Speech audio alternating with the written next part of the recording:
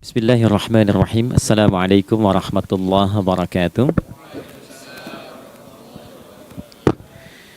Alhamdulillah wassalatu wassalamu ala Rasulillah Muhammad ibn Abdullah wa ala alihi wa sahbihi wa man walah wa ba'd. Faya ibadallah usi nafsi wa iyyakum bitaqwallah faqad fazal muttaqun fala tamutunna illa wa antum muslimun. Faqala ta'ala Ya ayyuhalladzina amanu taqullaha haqqa tuqatih wa la tamutunna illa wa antum muslimun. Keluargaku sekalian yang terhimpun di dalam Pertagas, Pertamina Gas, kita mengawali dengan bermohon kepada Allah semoga siapapun yang berada di ruangan ini atau terhubung dalam kajian ini, semoga senantiasa dijaga, diberkahi dan dilindungi dalam kebaikan oleh Allah Subhanahu wa taala. Kita doakan yang bertugas di luar kota. Tadi saya dengar info juga Pak Direktur sedang di Semarang. Semoga giatnya dimudahkan oleh Allah dan semoga diberikan keberkahan. Ada satu bagian yang penting amanat Nabi di hadis Muslim pada satu sifat kepemimpinan. Bahwa di antara sifat pemimpin dan yang dipimpin itu harus selalu membangun kekompakan dengan nilai cinta dan doa. Ini yang sering dilupakan. Nabi pernah menyampaikan dan penyampaian ini, hadis ini didokumentasikan oleh Imam Muslim dalam satu kalimat yang singkat, padat tapi mengikat. Khiyaru a'immatikum man tuhibbunahu wa yuhibbunakum. Pemimpin yang baik itu adalah pemimpin yang kalian mencintainya dan ia pun mencintai kalian. Nah, membangun cinta itu salah satu jembatannya dengan doa. Oleh karena itu, di antara doa yang dianjurkan saat Anda memulai pekerjaan, itu bukan hanya untuk pribadi, lancarkan pekerjaan saya. Tapi juga sehatkan pimpinan saya, pimpinan mendoakan sehatkan anggota saya, sehingga semua itu melahirkan sifat harmoni yang memberikan kenyamanan dan kebahagiaan dalam bertugas. Nah, izinkan saya mengawali dengan itu dulu, karena itu di antara sunnah yang seringkali terlupakan. Sehingga bekerja itu lebih banyak dilakukan dengan tekanan menyelesaikan tugas dibandingkan dengan rasa cinta untuk bisa memberikan nilai ibadah di dalamnya. Yang kedua, semoga sholat kita diterima oleh Allah Subhanahu wa taala. Nah, yang kedua ini tidak cukup dengan amin. Kita harus tahu dulu standar penerimaan itu seperti apa. Dan yang kedua, kenapa harus sholat? Ini poin pokoknya. Mengapa sih umat Islam itu cukup hanya misalnya dengan bersyahadat saja dipandang sudah berislam, lalu berbuat baik? Kenapa mesti ada sholat? Kenapa bahkan yang pokok sampai 5 waktunya? Dan jumlah rakaatnya pun diatur sedemikian rupa sampai teknisnya pun dijelaskan dengan rinci. Saking rincinya, bila ada yang menyimpang dari rincian itu, maka dianggap sholatnya tidak sah dan mesti diulang. Shallu kama ra'aitumuni usolli. Sholatlah kalian seperti kalian persis melihat aku menunaikan sholat. Dan dalam sholat inilah kemudian ada sanad yang tersambung secara ketat sampai-sampai dalam hadis Muslim nomor hadis 397. Demikian di Al-Bukhari juga diabadikan di nomor hadis 757 oleh sahabat Abu Hurairah. Sanadnya tersambung kepada Khalad bin Rafi Az-Zuraiqi, seorang yang sholat di samping Nabi tapi bermasalah sholatnya. Lalu Nabi meminta beliau untuk mengulangi sholatnya. Sampai 3 kali peristiwa itu hingga beliau berkata, Ya Rasulullah au kama qala Alimni ma uhsinu ghairah. Ya Rasulullah, tolong ajarkan kepadaku karena aku tak punya pengetahuan lebih dibandingkan dari apa yang telah aku kerjakan. Nah, dari dasar ini melahirkan satu pertanyaan kritis ya, dan juga perlu argumentasi yang kuat secara syariah mengapa kita menunaikan ibadah salat. Baik teman-teman sekalian, karena waktu kita sangat padat ya, kita manfaatkan sebaik-baiknya. Saya mohon izin kajian kita akan lebih fokus kepada inti materi sehingga manfaatnya lebih banyak kita dapatkan. Salat satu-satunya amalan di dalam Islam yang mencakup 4 bagian pokok dalam beragama. Jadi ketika seseorang menetapkan dirinya beragama dan ciri satu nilai agama itu bernilai benar, ya, dalam nanti kalau kita mau komparasikan atau kita riset, itu ciri pokoknya ada 4. Satu, ada aspek namanya aspek keyakinan, ya, tauhid atau akidah. Nggak mungkin kan beragama kalau nggak yakin. Ya, karena itu pasal 29 ayat kedua itu mengandung nilai keyakinan. Negara menjamin kemerdekaan tiap-tiap penduduk untuk memeluk agamanya masing-masing dan beribadah menurut agama dan kepercayaannya itu. Ya, jadi nggak mungkin kita bisa menghasilkan nilai kepercayaan dan ibadah kalau tidak ada unsur keyakinan. Atau bahasa kitanya disebut dengan iman. Ya, iman itu nanti juga dipaku dalam setiap nilai kebangsaan di konteks Negara Kesatuan Republik Indonesia. Ini yang paling membahagiakan. Jadi mau jadi pegawai apapun itu syarat, ya, salah satu syarat yang melekatnya beriman dan bertakwa kepada Tuhan Yang Maha Esa, gitu kan? Ya, kemarin saya di BPK itu ada 11 bab Romawi, 40 pasal. Ya, di bab yang keempat pasal 13 tentang pemberhentian dan pengangkatan itu ada 11 poin A sampai K. Di poin B yang keduanya syarat menjadi bagian dari anggota BPK itu beriman dan bertakwa kepada Tuhan Yang Maha Esa. Baik, di Undang-Undang Pendidikan Sisdiknas nomor 20 tahun 2003 itu kalau kita baca dari poin menimbang ada 4, di poin B-nya saja sudah ada iman. Ya, Undang-Undang Dasar 1945 mengamanatkan pemerintah mengusahakan satu sistem pendidikan ya nasional yang meningkatkan keimanan dan ketakwaan pada Tuhan Yang Maha Esa serta akhlak mulia, baru mencerdaskan kehidupan bangsa. Ya, secara singkat, satu, agama dianggap benar kalau ada doktrin keimanan, ada akidah, ada tauhidnya. Yang kedua, ada ibadahnya. Ya, sebagai pembuktian kita beriman, buktinya apa? Ya kan? Saya beriman kepada Tuhan, kita tetapkan, misalnya Allah. Apa pembuktian keberimanan kita kepada Allah? Ya, kan pembuktiannya itu mesti diwujudkan dalam bentuk sikap. Sikap itulah yang disebut dengan ibadah. Nah, konsepsi ini ada di Quran surah ke-20 Thaha di ayat ke-14. Innani anallahu la ilaha illa ana fa'budini. Ya, sungguh aku tegaskan bahwa akulah Allah, satu-satunya Tuhan yang layak dipertuhankan dan disembah. Ketika Anda mempertuhankan aku, fa'budni, maka buktikan kebertuhananmu kepadaku dengan menyembahku. Karena itu namanya Allah punya dua arti. Satu yang dipertuhankan, kan? Ilahun wahid. Yang kedua yang disembah. Ya, jadi yang dipertuhankan dan disembah. Oke. 3. Yang ketiga harus punya unsur praktikal atau implementatif dalam interaksi kehidupan. Ya, jadi bukan cuma nyembah Tuhan, bimbingan kehidupannya apa? Implementasi dari ibadah itu. Ya, ciri umat beragama itu kan bukan hanya sekedar saya yakin, beriman, saya ibadah. Terus bukti ibadah itu dibawa dalam berinteraksi hariannya seperti apa wujudnya. Ya, makanya ketika dulu orang itu jujur, orang itu bangga dengan kejujurannya bukan sebagai orang jujur, tapi sebagai muslim. Jadi ketika ditanya, kenapa Anda jujur? Karena saya muslim. Ketika ada seorang penggembala di Sahara yang sangat gersang, diuji oleh Umar bin Khattab, ingin diambil kambingnya, kan kisahnya viral kan? Baik ya? Oh, tapi ini bukan punya saya. Bilang aja pada tuan Anda, kalau kambingnya hilang satu dimakan serigala. Lantas di mana Allah? Jawaban itu yang menggetarkan kepada jiwa. Jadi kebenaran yang diungkap dengan sikap kejujuran itu implementasi nilai beragama. Nah, jadi praktek ibadah ada di muamalah. Oke, satu akidah. Akidah dibuktikan lewat ibadah, ibadah diimplementasikan dalam muamalah. Itulah sebabnya nanti seluruh bagian tubuh kita ketika digunakan untuk bersifat dan bersikap, itu ada tuntunan iman di dalamnya. Oke? Misal, saya tanya begini ya, ini mukaddimah ya, kita belum mulai nih. Saya tanya gini, apa fungsi mata? Tuh kan, sudah keliru kan? Nah, kalau hanya melihat, hewan juga melihat.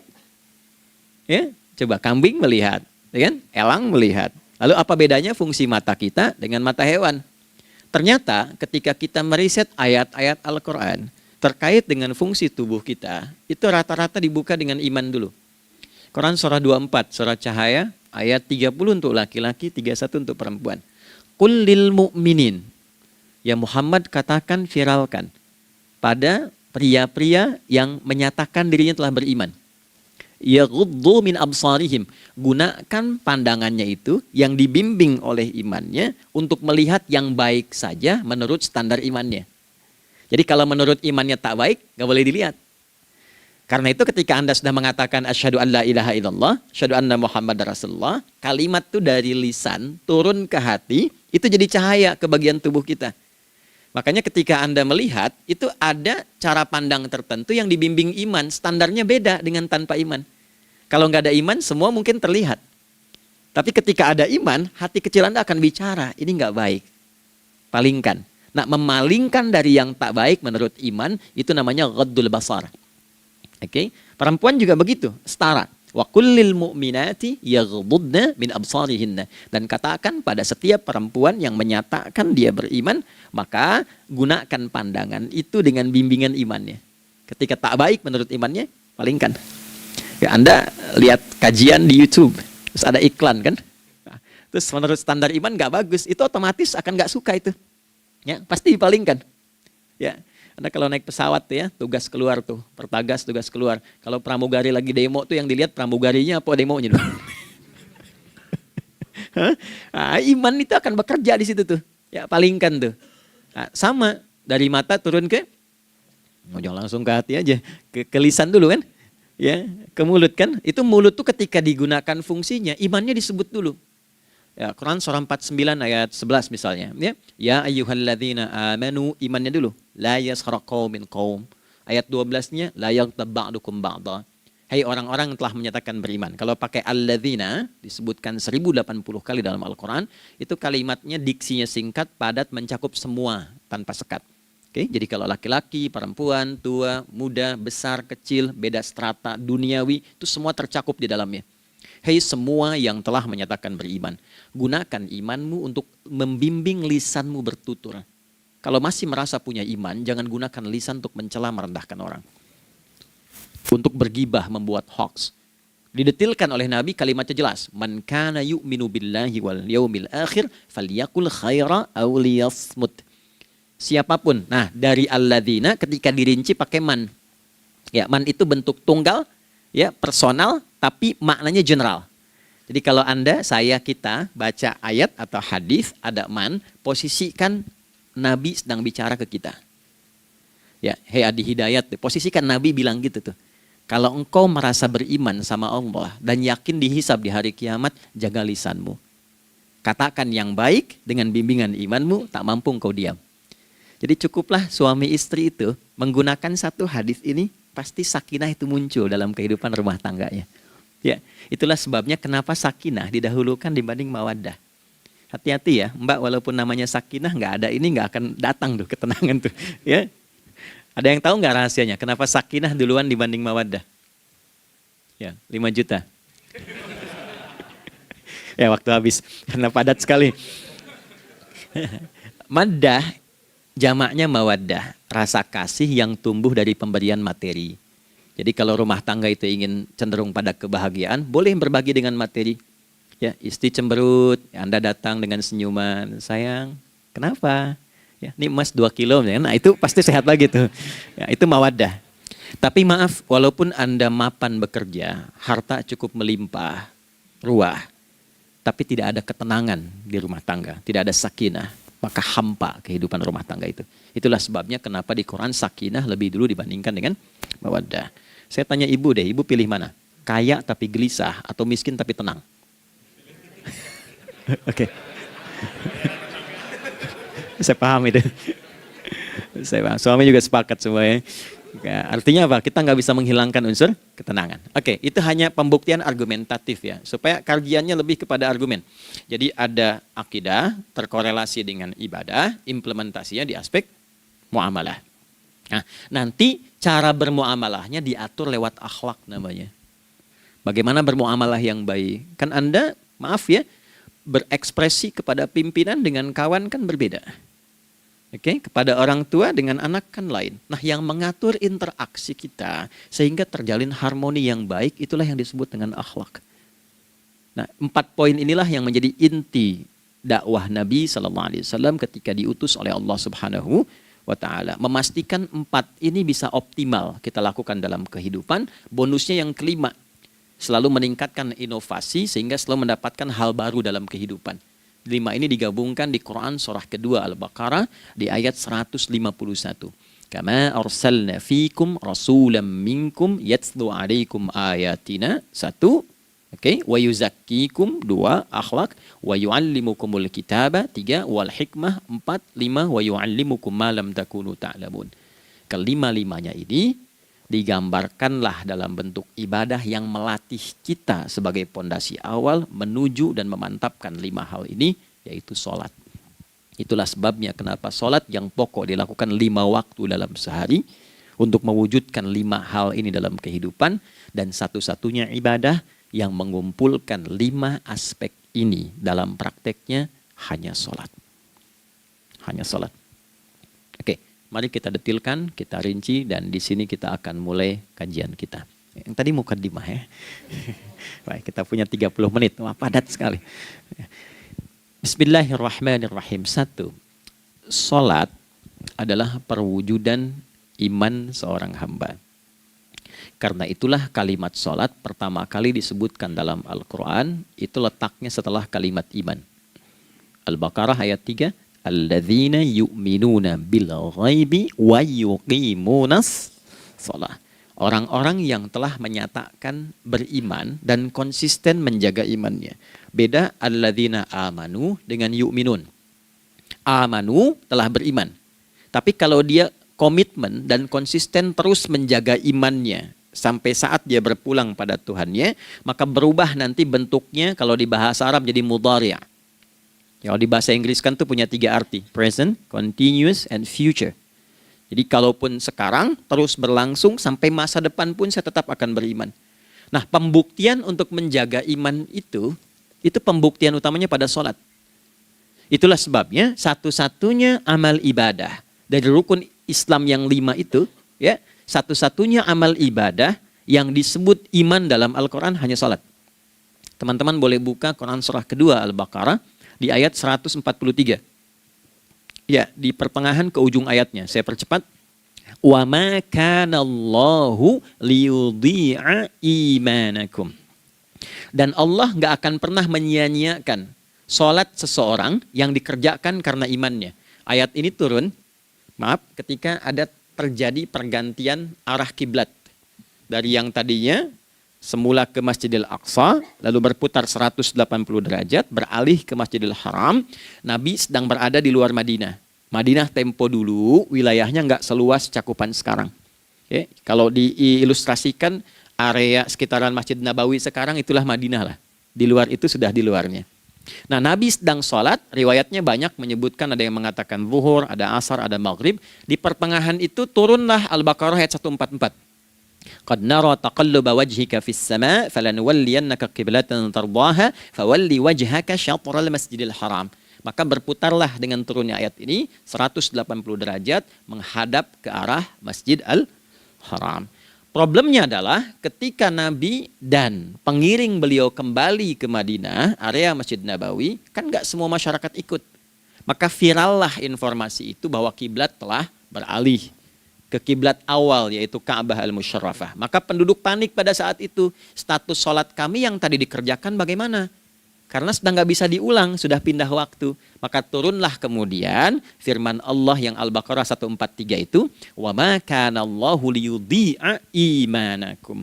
Karena engkau mengerjakan sholat itu dengan imanmu, maka Allah nggak menyia-nyiakan imanmu itu.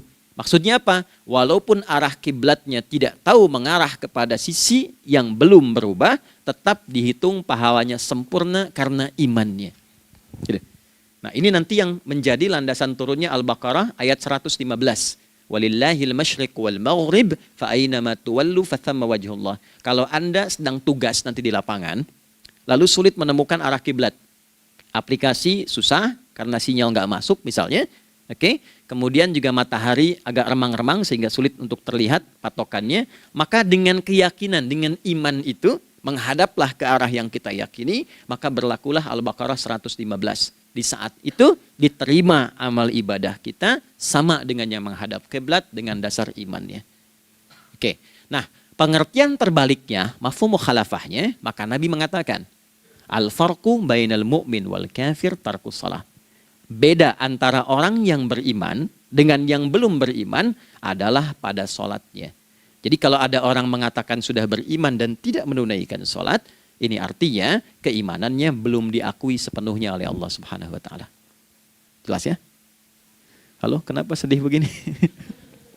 Maaf, saya terlalu cepat nggak? Enggak ya, baik. Jadi dalam poin ini penting pembedanya di sholat. Itulah sebabnya kenapa dari kecil kan, usia sekian, dari mulai 3 ke arah 7 tahun contohkan. Ya, orang tuanya sholat bentangkan sejadah. Kalau bisa, kalau anak sudah mulai suka tuh kasih model sejadah yang anak-anak sukai bentuknya. Ya, dulu ada anak saya senang model mobilan, saya tidak sebutkan supaya tidak endorse gitu ya. Dikasih sejadah dengan pola itu, dia senang tuh ikutin. Kita nggak minta sholat, dia datang sendiri. Ya, nanti setelah mulai 7 tahun kan baru diajarkan dengan baik, diajak ke masjid kalau yang laki-laki. Demikian seterusnya. Ya, mengapa dari awal dituntun seperti itu? Untuk memberikan sebuah penguat bahwa penjagaan iman dimulai dari sejak dini. Ya, tapi di Indonesia saya perhatikan kelasnya sudah advance. Ya, TK sudah manasik gitu. Okay.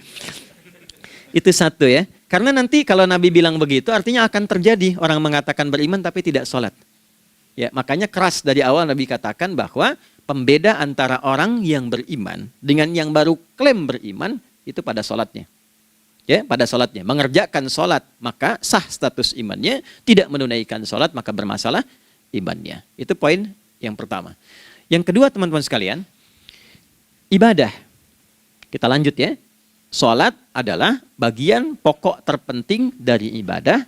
Nah, di sini kita akan mulai membuka sedikit rahasia terkait dengan aspek ibadah ini. Teman-teman sekalian, ternyata sholat ini ketika oleh Allah diturunkan dalam Al-Quran, dalam konteks penunaian ibadah, bukan berarti hanya mengkoneksikan atau mengkorelasikan hubungannya dengan iman saja, bukan. Karena saya beriman, saya buktikan ibadah nyembah Allah lewat sholat. Dalilnya Quran surah ke-20 ayat 14. Innani anallah la ilaha illa ana. Aku tegaskan akulah Allah, nggak ada Tuhan yang layak dipertuhankan dan disembah kecuali saya. Fa'budni, kalau Anda telah menyatakan beriman padaku, buktikan keberimananmu dengan menyembah saya dalam ibadah. Bentuknya bagaimana ya Allah? Teruskan ayatnya. Wa aqimis sholata. Tunaikan sholat sebagai bukti ibadah. Itu li dzikri, sebagai zikir kepadaku. Jadi korelasi antara ibadah dengan iman sudah kita sebutkan dalilnya. Sekarang ibadahnya tersendiri ketika ditunaikan, apa manfaat dari ibadah itu? Mengapa mesti ada 5 waktu? Dan apa turunan manfaatnya dalam kehidupan kita? Kalau kita mengerjakan itu, dampaknya kepada kehidupan kita apa? Nah, inilah indahnya di dalam Islam, dijelaskan dalilnya, diberikan contohnya, diberikan alasannya, dan yang paling indah, diberikan penjelasan dengan detail tentang manfaat-manfaatnya. Ini tidak ditemukan di dalam konsep keyakinan manapun. Kalau teman-teman boleh mau riset silahkan. Ada nggak satu keyakinan agama tertentu yang dari ibadahnya tuh diatur? Cara memulainya, bacaannya, detailnya, manfaatnya, waktunya, sampai dengan hasilnya, sampai kiamatnya. Ini menunjukkan bukan karya manusia. Bukan karya manusia. Kalau karya manusia setiap orang bisa buat itu. Ya, ketika ini menunjukkan bukan karya manusia, maka pertanyaannya dengan cara apa lagi Allah memberikan pembuktian pada kita bahwa Ia Tuhan yang hak yang harus kita sembah. Nah, kalau sudah paham, mari kita rincikan turunan tentang sholat ini. Kita mulai satu-satu teman-teman sekalian dari waktu sholat. Seperti kita ketahui waktu sholat ada 5. Tapi yang sering kita dapati dari yang 5 ini tidak semua orang mengetahui tentang makna dari nama dan pembagian di waktu ini. Yuk kita mulai rincikan. Sholat yang pertama namanya apa? Gak usah khawatir menang gak dapat hadiah kalau benar. Salah juga keterlaluan. Oke, 1 subuh. Dia satu-satunya nama sholat yang punya 2 nama ya. Subuh dan fajar. Oke, Pak Fajar, Pak waktu sholat. 2, zuhur. 3, asar. 4, maghrib. 5, isya. Oke, rumus hitungannya 24, 4, 3, 4. Ya. Rumus bilangannya 24, 4, 3, 4. Kalau mau tanya nomor koneksi dengan Allah, 24, 4, 3, 4, 2 subuh, 4 zuhur, 4 asar, 3 maghrib, 4 isya. Oke, pertanyaannya, apa artinya nama itu? Selama ini jangan-jangan kita hanya tahu namanya, tapi tidak memahami maknanya. Itu poinnya. Oke, sekarang mari kita mulai. Izin saya tidak punya kemampuan untuk menuliskan, ya, karena memang saat ini terbatas, tapi kalau diperkenankan bisa kita coba uraikan sedikit. Baik. Ya, bismillah, jazakallah khair. Mohon fokus baik-baik karena waktunya tinggal 21 menit lagi. Izin saya pastikan dulu ya supaya terlihat dengan baik. Ibu kelihatan di sana? Bagus. Saya kira tuh hanya di Sumbawa Barat. Ternyata di Pertagas pun perempuan-perempuannya imannya luar biasa. Maksudnya belum saya tulis sudah kelihatan. Imannya luar biasa. Oke, kita mulai dari yang pertama ya. 5 waktu sholat. Kita mulai dari 1 dulu. Subuh, teman-teman saya turunkan dulu ya. Izinkan saya tulis pakai bahasa Arab dulu supaya gampang. 1, dia punya 2 nama. Yang ke Arab ya. Kalau yang gini angka Hindi. Anda yang di admin di komputer pasti tahu. Ada Fajr. Kata subuh ditemukan di Al-Quran surah ke-81 At-Takwir ayat 18. Kalau keliru tolong diingatkan. Was-subhi idza tanaffas. Quran surah 81 ayat 18. Ya. Nggak usah di ilmu utak-atik ya. Oh ini kenapa 81 kalau dibalik 18? Itu cocok logi. Ya, abaikan aja itu. Ya. Fajar agak banyak di Quran terkait dengan nama sholatnya ada di Quran surah ke-17 di ayat 78. Aqimis salata liduluki syamsi ila ghasaqil laili wa qur'anal fajr. Inna qur'anal fajri kana masyhuda. Yuk kita mulai ke maknanya dulu. Ingat rumusnya ya. Rumusnya ini selalu begini rumusnya. Aqidah selalu punya korelasi dengan ibadah. Ibadah selalu punya korelasi dengan muamalah, interaksi harian kita. Muamalah hiasannya adalah akhlak. Nah, barulah kemudian di sini muncul inovasi dalam kehidupan, hal yang baru. Hidup ya, yang mengacu pada 2 kebahagiaan yaitu dunia dan akhirat. Ya, konsepsi ini nanti ditemukan di Quran surah ke-2 Al-Baqarah ayat 201 dan menjadi doa paling favorit umat Islam Indonesia saat ini. Rabbana atina fid dunya fil akhirati. Oke, ya cukup. Subuh. Ini rumus dasarnya. Dari akidah kita beriman, pembuktian imannya lewat ibadah sholat. Apa hubungan sholat dengan aktivitas harian kita? Subuh asalnya terkolerasi dengan kata asbah. Oke? Asbah itu asalnya sesuatu yang sudah siap dengan rencana yang matang. Baik, orang Arab tuh kalau bertanya begini, kaifa asbahta ya akhi? Kaifa asbahti ya ukhti? Bagaimana kabarmu di pagi ini? Itu bukan hanya nanya kabar kesehatan. Beda dengan kaifa haluk, beda. Ya, itu bertanya, bagaimana kabarmu hari ini? Aktivitasmu bagaimana? Lancar, sudah siap, planning bagus, dan sebagainya. Ya, itulah sebabnya ketika Allah bersumpah dengan awal waktu, penandanya adalah planning kegiatan. Ya, was-subhi, dan aku bersumpah demi waktu subuh, awal mula untuk berkegiatan, idza tanafas, apabila sudah mulai bergerak, bersamaan dengan nafas yang keluar itu, maka sudah jelas rencana yang dibuat. Ya, jangankan kita, semua alam itu, semesta itu seluruhnya bukan hanya bertasbih, tapi beraktivitas dalam tasbihnya.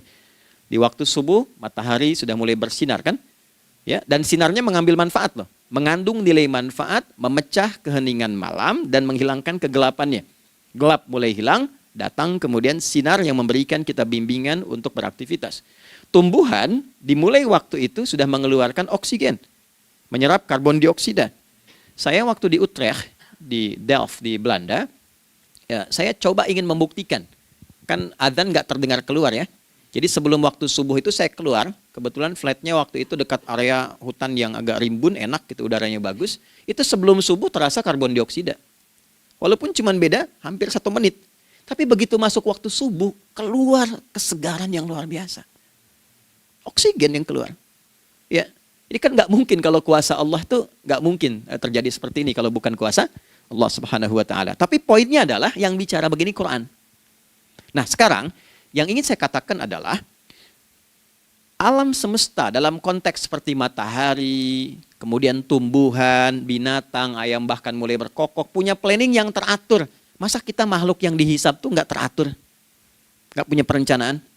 Maka subuh itu mengajarkan kepada kita, jangan sampai ada orang Islam yang punya keimanan, lalu menunaikan sholat, diajarkanlah oleh Allah, setiap masuk subuh itu harus punya agenda yang jelas. Planning yang terukur. Jangan terjadi mengaku muslim, beriman, tapi nggak jelas perencanaan hidupnya. Jam 7 mau di mana? Jam 8 kerjakan apa? Anda dari sini ketemu 7 ke 4, atau setengah 8 ke setengah 5, 8 jam kerja. Oke, berangkat jam berapa? Petakan di jalan macetnya di sebelah mana? Ukur sampai kantor tiba jam berapa? Apa yang mau dikerjakan di kantor? Itulah Islam, itulah subuh. Sehingga tidak ada satupun orang Islam di era Nabi mengajarkan beraktivitas kecuali terukur dan teratur. Bahkan Nabi memulai itu evaluasinya di malam hari. Sehingga turun di antara surah Al-Insyirah itu ada ayat yang tegas mengatakan di ujungnya, فَإِذَا فَرَغْتَ فَانْصَبْ. Evaluasi yang telah berlalu di malam hari. Evaluasinya menyeluruh sampai ke zikirnya. Dicatat nih. Ya, aku hari ini secara spiritual itu, mohon maaf, sholat jamaahnya berapa waktu tuh? Dari 5. Oke? Misalnya dari 5 itu cuma 4, berarti koreksi ada yang kurang. 1. Ya. Yang kedua, secara intelektual sudah berapa bacaan yang dibaca saat ini? Ilmu yang ditingkatkan, mensyukuri anugerah akal dan sebagainya. Bekerja sempurna enggak? Turunkan ibadahnya bagaimana? Ketika ada yang kurang, istighfari. Ya, sebagai seorang ayah, ada nggak sesuatu yang salah yang dilakukan belum sempurna? Sebagai seorang ibu, anak dan sebagainya, istighfar. Itulah sebabnya sebelum tidur Nabi ajarkan istighfar. Yang kita tahu 70 kali kan, 100 kali. Yang saya tanya, 1 ke 70 itu istighfar apa saja? Apakah hanya bilangan di lisan? Atau dari lisan diingatkan oleh pikiran, ditembuskan ke hati? Istighfar sebagai seorang ayah yang kurang maksimal melihat anak dengan baik. Anda boleh punya jabatan di kantor, boleh direktur, boleh manajer, boleh macam-macam. Tapi ketika Anda pulang, Anda seorang ayah. Saya di Timur Tengah disebut syekh, di sini dipanggil kiai, dipanggil ustadz. Pulang ke rumah, anak saya nggak kenal itu semua. Anak saya nggak peduli itu semua. Belum pernah seumur-umur saya mengajar, lalu saya pulang, anak saya menunggu depan pintu dan memanggil, kiai. Dia ingin ayahnya. Dia ingin ayahnya. Kenapa nggak kita hadirkan istighfar pertama kita itu karena kita kurang perhatian. Kurang perhatian kepada anak misalnya. Saya kalau pulang tengah malam dan semua tertidur, saya lihat satu-satu. Perbaiki cara tidurnya, doa, lihat satu-satu, minta ampun sama Allah. Dan ya kadang sebelum mengalirkan air mata kita nggak bisa tidur karena nggak tahu nanti ketemu lagi nggak di akhirat. Itu poin yang paling penting. Nah, jadi istighfar pertama itu untuk diri kita ketaatan pada Allah. Untuk diri kita sebagai anak pada orang tua. Sebagai suami punya tanggung jawab istri atau sebaliknya. Demikian seterusnya. Nah itu kalau sudah kita bisa lakukan, dievaluasi, direncanakan besoknya. Fa'idha faraghta fansab. Direncanakan lagi yang berikutnya, besok mau ngapain, tulis malam. Kalau kita biasakan begitu tidurnya enak. Karena nggak ada beban, damai hidupnya. Dengan teman damai kalau ada perselisihan sebelum tidur. Ya. Jadi nggak ada orang mengigau itu masalah-masalah kehidupan dunia yang belum tuntas. Ini dunia saat terjaga bermasalah, saat tidur pun masih bermasalah. Gara-gara kamu nih, kapan istirahatnya? Ya. Nah ketika kita bangun dari subuh itu, maka rencana yang sudah kita siapkan itu teman-teman sekalian, dibawa menghadap Allah supaya minta kemudahan, minta kelancaran, minta pendampingan, minta bimbingan. Itulah sebabnya kita dipanggil sholat di awal waktu. Supaya rencana yang sudah kita siapkan itu minta taufiknya, persetujuan dan perlindungan dari Allah. Inilah yang menjadikan rahasia umumnya para sahabat memulai berkegiatan sejak dari masjid. Teman-teman boleh riset deh hadis-hadis tentang sholatnya sahabat dan kaitannya dengan syuruk dan pekerjaan. Rata-rata memulai dari masjid. Mereka tungguin, evaluasi, begitu siap, syuruk, minta sama Allah, berangkat. Saya mau kasih satu rahasia ya. Boleh jadi ijazah tapi ini diantara kita aja ya. Anda boleh lakukan, berangkat ke masjid itu dengan baik. Terus minta misalnya, ya Allah, kau perintahkan aku untuk berikhtiar, sekarang aku lakukan. Kau perintahkan aku untuk merencanakan, sekarang aku ikhtiarkan. Mohon lindungi, mudahkan, dan berikan bimbingan terbaik untuk mendapatkan hal yang wajar, halal, baik, dan kau ridhoi. Anda berangkat. Pulang. Sebelum nyampe rumah, mampir dulu ke masjid. Masjid terdekat dari rumah aja. Sholat 2 rakaat, gitu. Ya, sholatnya bisa sholat wudhu, tahiyatul masjid, dan sebagainya. Setelah itu pulang. Doa dulu habis sholat. Ya Allah, aku telah berikhtiar seperti apa yang telah Engkau perintahkan. Sekarang aku memohon rizki darimu seperti apa yang telah Engkau janjikan. Kalau dengan semua ikhtiar ini belum cukup menurunkan rizki darimu, maka mohon tunjukkan padaku saat ini dengan cara apa lagi aku mesti berikhtiar. Oke?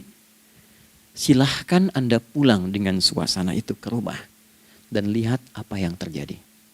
Rasakan bedanya, bedakan rasanya, dan pasti terasa bedanya. Gak ada kesan yang lain pada jiwa. Jadi yang dibawa ke rumah itu bukan aura kantor. Bukan aura jalan yang macet. Tapi ada ketenangan, kenyamanan, dan kenikmatan. Kalau teman-teman mau pakai sunnah sahabat ini dalam dunia pekerjaan, dan Anda lakukan coba sehari ini saja, rasanya pasti beda. Ya, ini bagian pertama. Nah, ketika kita ingin datang menghadap Allah, dan mulai membawa rencana kita, kan perlu isyaratnya kan, kapan dimulai? Gak bisa tiba-tiba saya bangun jam 3 langsung sholat subuh, kan tidak begitu. Ya kan? Mesti ada satu sinyal dulu, yang dari sinyal itu ada feedback pada diri kita untuk merespon, gitu kan?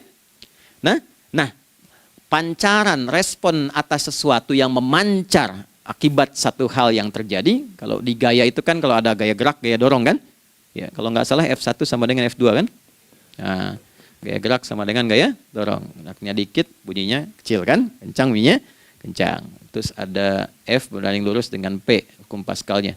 Gaya berbanding lurus dengan tekanan, kan? Semakin banyak gaya, semakin tertekan. Nah, respon yang muncul ketika ada satu misalnya gaya, tapi responnya sifatnya materi sifatnya. Ya, misal kalau Anda mau mengebor air, kan? Kemudian keluar terpancar tuh dari bawah itu keluar misalnya air. Nah, itu namanya infajar. Infajar. Dalilnya Quran surah kedua ayat 60. Wa idzistasqa Musa liqaumihi faqulna idrib bi'asakal hajar fanfajarat min husnata asyrata aina. Nabi Musa kata Allah itu kaummu 12 suku minta mata air. Dan enggak tanggung, setiap sukunya minta satu, katanya supaya enggak rebutan. Maka Allah firmankan, pukulkan tongkatmu yang kayu. Lihat diksinya detil sekali. Pukulkan tongkatmu yang kayu ke batu itu, maka batu itu akan terbelah dan mengeluarkan pancaran 12 mata air. Ya, tongkat kayu dipukulkan ke batu, batunya yang hancur. Karena Musa seorang nabi, gitu kan? Anda punya tongkat emas, pukulkan ke batu, maka keluar 12 air mata. Gitu kan? Nah ini, infajar. Kalau respon yang keluar itu respon buruk. Misal dalam nafsu, kan suka ada triggernya yang memancing respon, terus nafsu keluar kan? Ya, apa saja itu? Lihat gambar yang nggak bagus, nafsu keluar, itu kan? Lihat sendal bagus, nafsu keluar, macam-macam ya. Nah itu fujur namanya, fujur. Hurufnya masih sama, cuma bentuknya berbeda. Fa, jimnya masih ada waw, ada ra-nya, fujur. Quran surah 91 di ayat 7-10. Wa nafsi wa ma sawwaha fa'alhamaha fujuraha wa taqwaha. Fujur tembus ke nafas, nafas memerintahkan yang buruk disebut su. Nafas ketemu su jadi nafsu. Makanya nama lain fujur itu nafsu. Dalilnya Quran surah 12 ayat 53. Wa ma ubarni'u nafsi innan nafsa la'ammaratun bisu. Ya, la'ammaratun bisu'i illa ma rahima rabbi. Oke, nafas ketemu su. Teruskan. Tapi kalau pancarannya pada sifat yang baik. Oke? Membelah sesuatu yang gelap menjadi baik, terbuka, memancarkan respon panggilan yang baik, maka berubah katanya menjadi fajar. Oke? Matahari diperintahkan oleh Allah, diperintahkan membelah kegelapan malam. Keluarlah sinar pertamanya, disebutlah fajar. Kenapa? Karena ada respon kebaikan keluar darinya. Baik, perhatikan baik-baik. Quran surah kedua, ayat 187. Wa kulu washrabu hatta yatabayyana lakumul khaytul abyadu minal khaytil aswadi minal fajar. Itu untuk matahari. Kita lagi tidur enak-enak, sudah nyiapin rencana malam-malam. Tiba-tiba ada panggilan. Allahu Akbar, Allahu Akbar. Itulah tandanya hati kita mengkonfirmasi iman kita dalam diri kita. Cepat, sudah adzan. Pernah begitu? Nah, konfirmasi itulah dalam bahasa lain yang disebut dengan fajar namanya. Datang. Jadi waktunya matahari membelah disebut dengan fajar, konfirmasinya pun disebut dengan apa? fajar. Ya, jadi bersamaan waktunya dengan dua hal itu. Datanglah panggilan. Itu yang dimaksud Quran, hubungan iman dengan konfirmasinya sampai ke sholatnya ada di Quran surah 8 ayat 2. Innamal mu'minuna iman. Alladzina idza dzukirallahu adzan. Wajilat qulubuhum iman. Jadi begitu ciri iman itu ada dalam jiwa, dipanggil lewat adzan, kan? Allahu Akbar, langsung merespon, ya Allah sudah adzan. Walaupun setelah adzan ada lagi getaran, baru adzan belum qomat gitu kan. Nah, misal ya. Nah, tapi inilah fajar. Jadi maksudnya rencana Anda ini agak jarang dibahas ya. Mohon maaf, ilmu ini agak jarang. Jadi jangan Anda bilang saya bid'ah, bukan. Ya, bukunya ada, referensinya ada. Cuman karena jarang dikaji, jangan sampai kekurangan pengetahuan menghukumi yang tahu jadi salah gitu. Ini poinnya. Jadi saya kalau bahas satu masalah itu bukunya saya kumpulkan. Tafsir awal sampai akhir yang ada apa, buku-buku tentang sholat apa, baru kita keluarkan. Jadi bagian topik-topik tertentu yang dibahas. Problemnya ketika membahas tentang ibadah cuma dua. Satu tentang bacaan, doanya apa. Yang kedua tentang gerakan, bagaimana mengerjakannya. Yang ketiga jarang dibahas, hikmahnya apa. Padahal rumus dalam ibadah itu dalam fikih tiga-tiga mesti dipakai. Ini Quran surah kedua ayat berapa? Ayat 129. Rabbana wab'ats fihim rasulan minhum yatlu 'alaihim ayatika ini wa yu'allimuhumul kitaba ini wal hikmah ini. Barulah kita mendapatkan sesuatu yang baru. Ya. Ini wa yuzakkikum dan di 151 Al-Baqarah wa yu'allimukum ma lam takunu ta'lamun. Jadi ini bukan ilmu yang baru, bukan, belum tahu saja. Jadi selama ini yang kita kerjakan jangan sampai terbatas pada ritualnya saja untuk mencukupkan ini. Hubungan ritual dengan ini apa gitu. Ya, jadi subuh ini mengkonfirmasi bahwa ada satu keteraturan dalam kegiatan kita. Ya, alhamdulillah. 2, siang. Oke, setelah subuh, fajar, salat apa? Zuhur. Oke, saya tanya pada Anda, zuhur itu artinya apa? Sudah, cukup katakan wallahu a'lam. Waktunya terbatas ya. Anda sahabat ditanya nggak tahu wallahu a'lam. Anda sahabat bukan, tabi'in bukan. Zuhur. Waktu tinggal 4 menit lagi. Oke, teman-teman kalau kita jeli, ini kan sholat dikerjakan di siang hari kan? Siang itu bahasa Arabnya nahar. Naharun itu siang. Tapi kenapa sholatnya zuhur? Kok nggak sholat nahar gitu? Ya, lohor, ya, ini paksain tuh. Zuhur, lohor. Ya. Terus sore, biar nyambung cepat. Sore, bahasa Arabnya kan masa. Masa al-khir, selamat sore. Kenapa kok sholatnya asar? Kok sholatnya namanya asar? Oke. Maghrib, isya. Isya kan malam kan? Kenapa nggak lail? Lail itu kan malam. Kalau ada yang istimewa di malamnya, itu lailah namanya. Makanya ketika turun Al-Quran disebut Lailatul Qadar. Karena malamnya istimewa. Beda, lail dengan lailah itu beda. Lail itu waktu malam, lailah ada yang istimewa di malam itu. Ya. Jamaknya lail, layali, lela, lili, lala, itu malam. Ibu lili, ibu malam-malam. Ya. Zuhur artinya jelas, terang. Ada idhar, dibaca dengan jelas, terang. Gak boleh dengung. Man amana. Itu kan? Ya. Min husni, harus jelas. Ya. Ada a, jelas. Zuhur kenapa disebut zuhur? Untuk evaluasi kegiatan kita dari setengah hari. Sudah jelas belum hasilnya? Ini Anda punya rencana di sini, evaluasi di siang. Jelas gak hasilnya? Pekerjaan Anda yang sekarang diamanahkan dari pagi jam 7 sampai sekarang, evaluasi dulu. Dicek, jangan cuma ditinggalkan. Oke, saya sedang kerjain, tinggalin dulu sholat. Bukan begitu. Ketika akan sholat, Anda cek dulu. Dari ke siang itu tengah hari, bagaimana hasilnya? Ada yang perlu disempurnakan gak? Ya. Ketika ide-idenya mulai mentok, ada yang belum selesai, datang dulu sholat, tenang lagi. Saat tenang itulah dirumuskan kembali pelan-pelan. Kan lumayan dari jam 12 sampai jam 1. Diisi dengan baik, dilihat. Itu baru dunia ini. Kan kita ngejar ini juga. Karena nanti ayat 200-nya, ada yang cuma ngejar ini. Wa minan nasi may yaqulu rabbana atina fid dunya. Bukan, kalau nggak hafal diam aja. Wa minan nasi may yaqulu rabbana atina fid dunya wa ma lahu fil akhirati min khalaq.